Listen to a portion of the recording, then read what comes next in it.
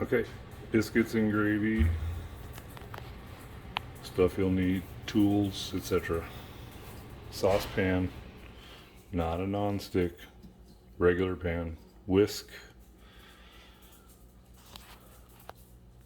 not the flaky layers, butter, salt, pepper, flour, Jimmy Dean, regular. Start with this because you got to preheat the oven to 375, then it still has to cook 11 to 15 minutes. That means this is going to take about 30 minutes total. So do a quick check, make sure your oven is empty. Mine is not.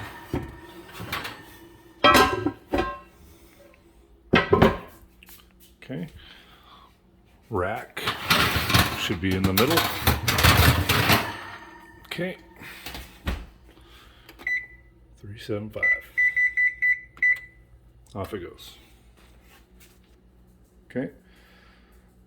Next up, I'm going to brown up the sausage and get the cookie sheet ready for the biscuit.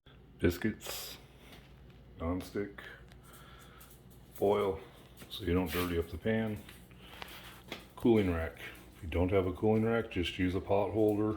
When this thing comes out, it's going to be super hot. You have the same countertops I do. It's called Formica. They don't like to take direct heat. Okay, so you can't take this pan right out of the oven and put it on top of your countertop. You'll probably burn it, and then you'll have to pay to re-countertop all of your apartment. So, towel, pot holder's ideal. Cooling rack's actually perfect. Okay. Okay, when you peel the label on the biscuit, sometimes it'll pop on its own, sometimes it won't. You see that little arrow? When you find the seam, just press your finger onto that seam right where the arrow is, and it'll pop. Okay, then you just twist it open and then take each one out individually. Okay, make sure that they're spaced out properly so they each get individual heat, they don't grow into each other, blah, blah, blah. And the spray goes down first, non-stick spray. Then again, just put them out. Now all you're doing is waiting for the oven to tell you beep, beep, beep that we're at 375. Again, this is 11 to 15 minutes, so go to 11. Always go to the shortest side and then check. And if you need another minute or two, you can always reset your timer for 1 more minute or 2 more minutes. Every oven cooks a little different. Some get hot, hotter than others, some don't. So just check on it at 10 or 11 minutes. Okay, sausage out of the roll into a pan. Pan should be medium. I don't remember if you guys, I kind of think that you guys cook with fire and not electric. So if, fire will get the pan hot super quick. So you probably won't ever need to really get over medium on that as far as level goes, because again, it'll get super hot super quick. But get to medium, get your meat going, and then from here you're just like hamburger, you're just going to brown it out. You're just going to chop, chop, chop, chop, get it all spread out into the pan and get it all browned up. Do not drain the juices or anything, leave everything in there. Okay, about halfway through the browning process, obviously it still has a lot more cooking. You shouldn't see any red at all. Pork and chicken have to be cooked thoroughly, so make sure you get all the way through. That said, I've even moved to a little below half right now.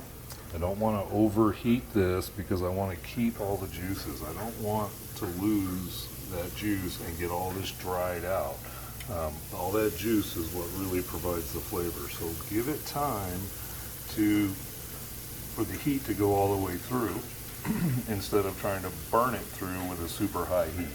So just relax. This part takes about 10 or 15 minutes probably if you're taking your time. I like to chop mine up as much as possible because I want little bits of sausage all throughout the entire gravy. I don't want to chew on a big piece for me when I'm doing the biscuits and gravy. So I'll show you when we get done. A little secret to help speed up the chopping process. If you move it all to one side of the pan like this where it's bunched up and then chop it like that, it'll go a lot quicker than if it's all spread out and you try to find each piece and dip, dip, dip, dip, dip. So put it all together as a pile, and then it holds itself together while you're able to chop right through it, and then you can really cut through it. This is good with hamburger, anything ground. This works really good on. You just move it back in after you separate through it, and then just chop into the corner. And it'll start breaking up really good for you. Okay, that's just a fast way to do it. Okay, pretty well done. The oven just hit, so these are going in. For me, my oven cooks a little hot, so I'm going to 10 so I can check them.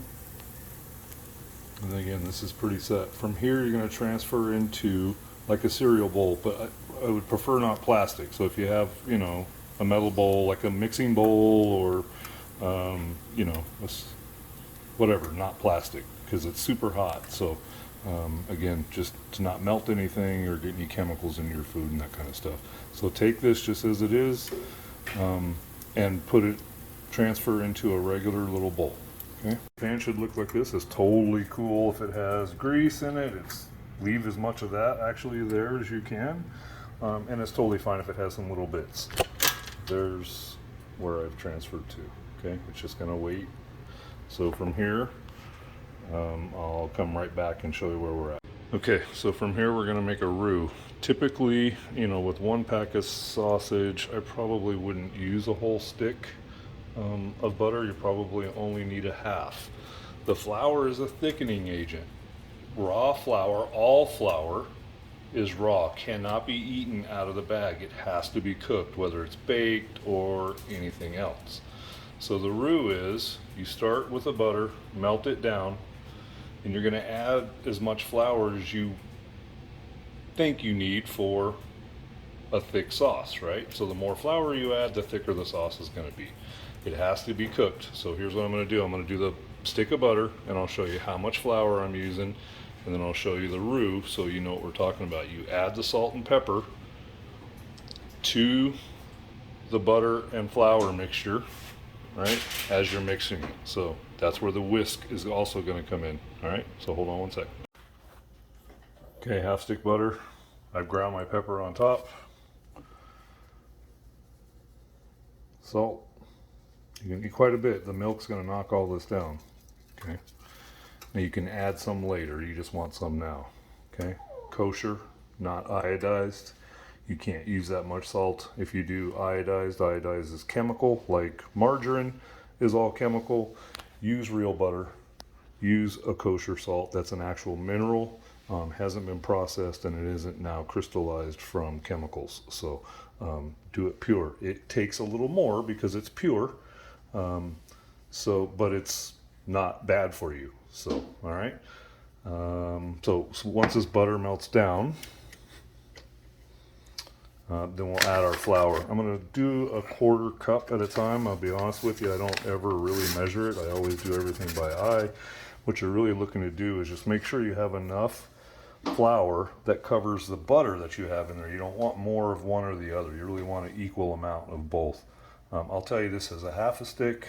I'll probably use a 1/3 cup of flour as a starter, and see if that gets me where I want. So that'll at least help you guys out. This butter's on its way, so I'll come back. Okay, all those little bits and stuff that are at the bottom of the pan that you left in there, they'll all whisk out as you go. Add flavor. All of that creates what we're looking for. Okay, butter's good and melted. Pan's hot. I got it about a half right now. Okay, we do need to cook flour at least 1 minute on a boil. So again, 1/3 cup flour to the half a stick of butter. Let's see how we're going.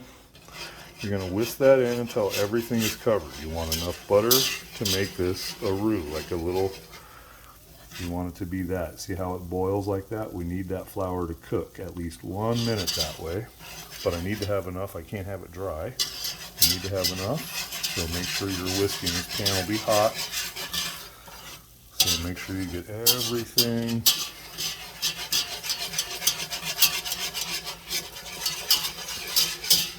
together. The butter is obviously providing some fat too, so that's all helping. Okay, that's a roux. Salt, pepper, butter, flour. That'll make a white gravy sausage It'll make a white gravy for like chicken fried steak. So again, 1 minute here. This will get nice and golden brown. And then from here, you're gonna add just straight milk.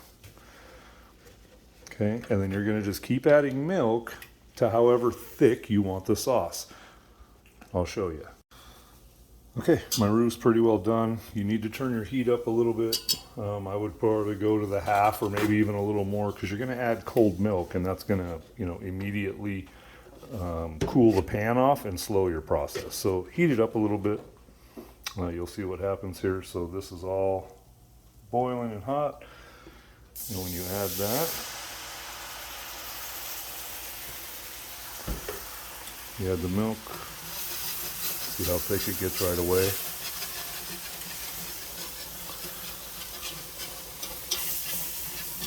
Right, and immediately just becomes a paste again. Right? It's totally fine. Let it cook. You know you're going to take quite a bit of milk here. So I would say 2 cups to start off with of milk. This has got to come back to a boil before it'll thicken back up. But while it's chunky like that, you take your whisk and you get through it. It'll all smooth right out. And then when the heat catches up to it, let's see what happens here. So a nice little short strokes.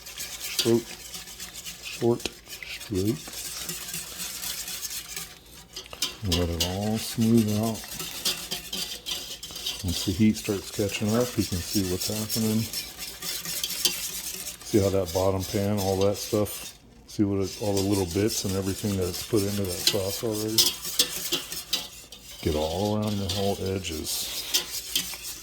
Once this thing thickens up, this is when we're going to start to determine, okay, I need a little more milk. It's still a little too thick for me.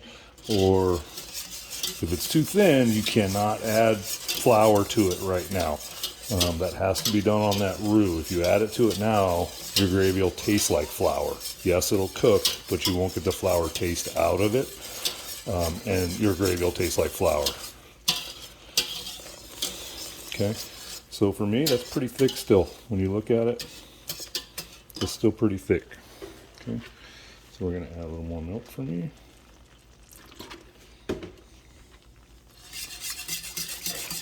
Mix that in. Oh, biscuits are done.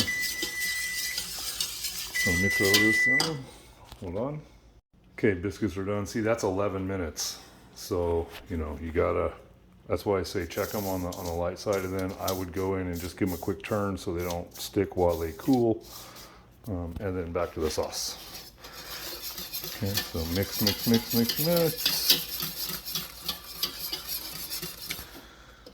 pretty good. Okay, again for me, I'm going to give it a little bit more because you're going to have some evaporation too as you cook. So if you go a little thin, don't necessarily add flour, just give it more cooking time and it'll evaporate itself off. So don't panic. Just be patient a little more with the sauce and let it cook itself off a little bit. And then it'll come back to where you want. Usually another 10 or 15 minutes if you've gone a little too far on the milk. But for me, this is pretty good right here. And then at that point, you're going to go ahead and add your sausage back in. And I mean, with clean hands, everything, juice and all, goes right back into there. Okay.